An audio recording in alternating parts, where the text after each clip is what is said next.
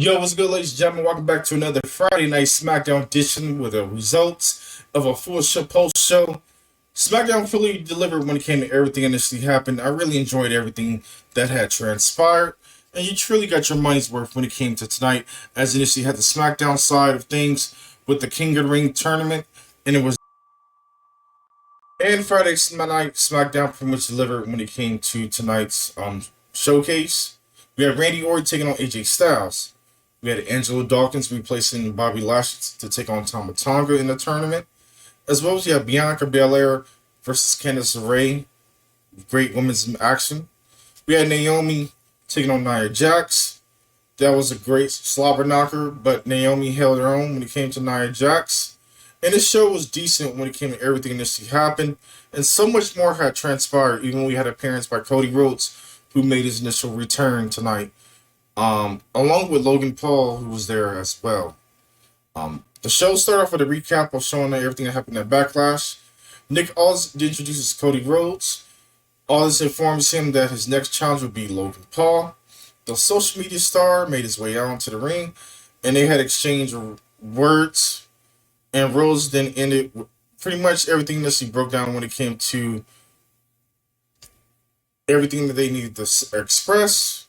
And it was decent when it came to the in-ring promo. There was no violence involved. Pretty much both competitors raised their championships as they officially will face each other at the King and Queen of the Ring tournament. Then we had our first match of the night, which we saw Naomi taking on Nia Jax in the first round of the Queen of the Ring bout. Afterwards, both ladies threw some punches, and pretty much things initially got underway when it came to everything that started off the match. Nia Jax took control of the match and began controlling the pace of everything. Most of this match was Naomi dominating when it came to occasion brief comebacks, but the Queen of Glow pretty much had everything that she could handle after a split-legged moonsault on top ropes, but failed to secure the victory. Jen Jax hit her with the Annihilator to pick up the 1-2-3 to take her out. And then eventually everything broke out when it came to everything that initially happened, including when they showed a highlight spot. But at best, I feel like this was a 3 out of 5 stars. It was okay, from my own personal opinion. I wish I'd seen a little bit more when it comes to Nia and Naomi, but I feel like now they let me down when it comes to the Queen of Glow of Naomi, just in general. But other than that, it was decent. It was okay. It was very mid from when it came to tonight for SmackDown. Then we got ready for a decent singles action men's qualifying match. Baron Corbin taking on Carmelo Hayes, the MVP of NXT, the man who has been in his own, but now doing his thing on SmackDown. They both pretty much went back and forth, a lot of transitional moves, everything under the sun.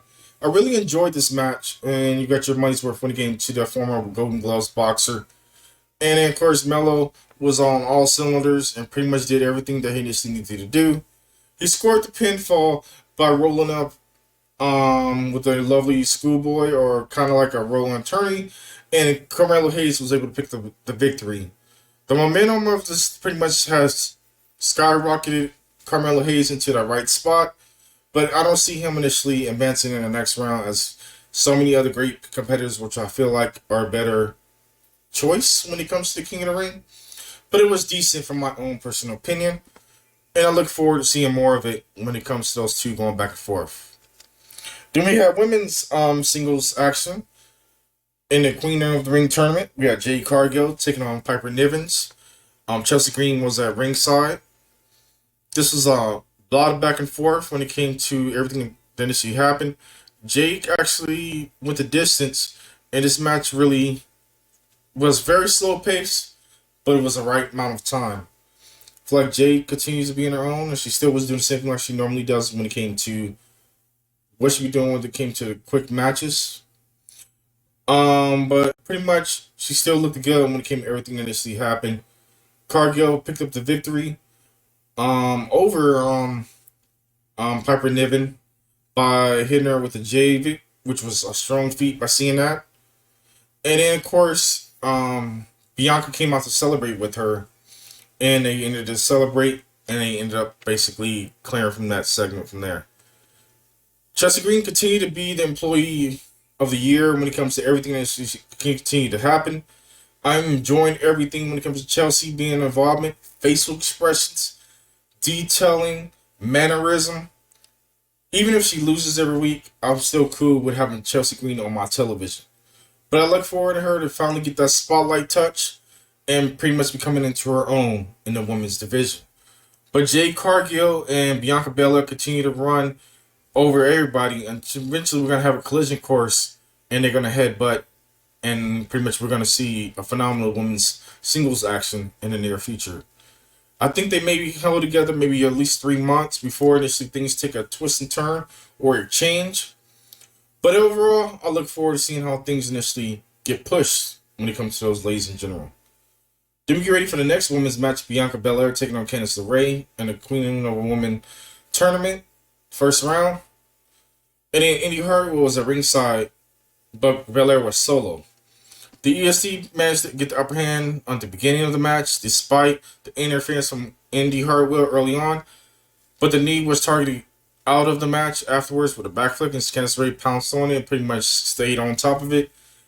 After only a couple of minutes, Bianca was able to hit the KOD and pick up the victory. This was a solid 3.5 out of 5. It was mid at best, but it was okay. I still enjoy Bianca, and I'm going to continue to enjoy Jade, continue to do their thing, and bulldozing throughout the women's division. The Way continue to struggle when it comes to everything that see is happening with their situation, but they continue to look good when it comes to figuring themselves out. Even though this is a short match for Bianca, but pretty much Cargill was more impressive when it came to the initial pickup victory in general. Then we had a replacement match, which Bobby Lashley was replaced, so card is always subject to change. We had Angelo Dawkins taking on Tama Tonga of the Bloodline. The Bloodline pretty much got everything underway when it came to everything, but first they started off with a backstage segment, and then of course initially Solo and them made their entrance out, and then of course Street Profits were in the ring. Initially things broke out. This was a lot of back and forth, so many involvement as well as Loa. Tonga Loa was there as well, and then of course Paul Heyman and Solo was at ringside as well. Initially things broke out into a pandemonium as Montez Ford was trying to do his best to keep the Bloodline at bay, but it initially was taken out. But then Tonga was able to hit his new finisher, I guess.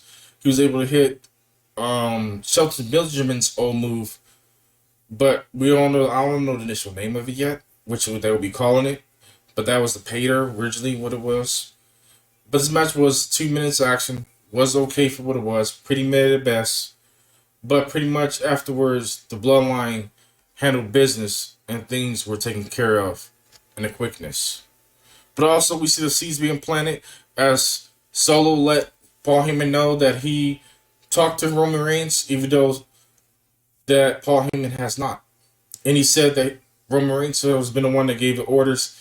But of course, we see the seed being planted as that Solo did not talk to Roman. But the new Bloodline is more dangerous more than ever. And the story of the Bloodline continues to be involved. And Solo also put up, when it came to the promo earlier, he touched that was he trying to reach out for help when they crossed paths with Jey Uso.